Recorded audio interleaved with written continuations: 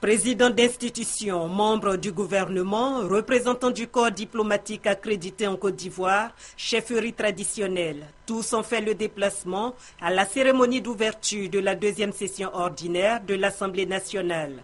Comme il est de coutume, le président de l'Assemblée nationale a fait un discours d'ouverture axé sur l'adoption du budget 2014 qui sera soumis aux députés par le gouvernement.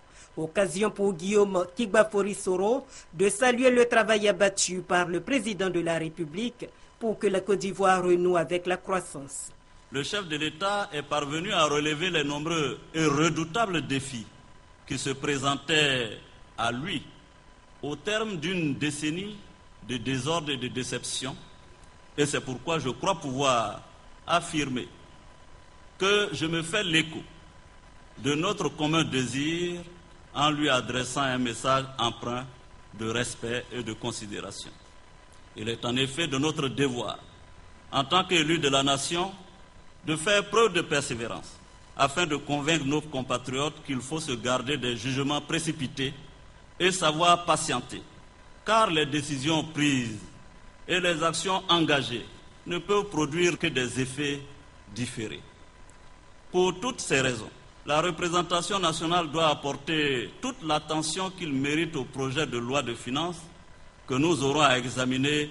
Un député qui vote la loi de finances apporte avec lui l'assurance que ses électeurs, ses mandants ont bien compris que c'est un, comme on dit en Côte d'Ivoire, un prêté pour un rendu. Et que les fonds mis à la disposition de l'administration seront judicieusement consacrés à l'amélioration du sort des populations.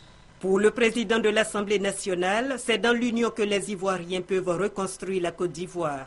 C'est pourquoi Guillaume Soro se félicite de l'implication de la chefferie traditionnelle dans la réconciliation nationale.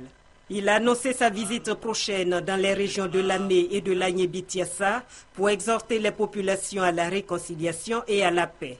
Guillaume Soro juge également nécessaire l'ouverture de la Côte d'Ivoire sur le monde. L'invitation de parlementaires thaïlandais et canadiens à l'ouverture de cette deuxième session le montre bien.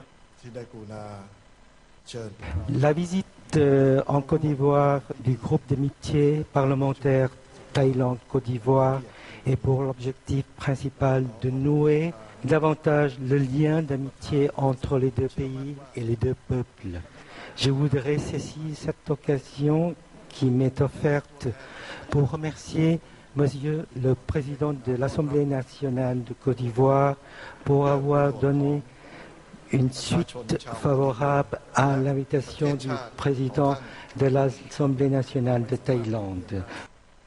Au nom de la délégation canadienne de l'Association parlementaire Canada-Afrique, nous tenons à vous remercier sincèrement de l'opportunité que vous nous avez offerte aujourd'hui de parler à cette auguste assemblée. Nous savons que les entretiens et les échanges que nous vivrons au cours des prochains jours, lors de nos visites, nous seront, à nous, les parlementaires canadiens, très avantageux.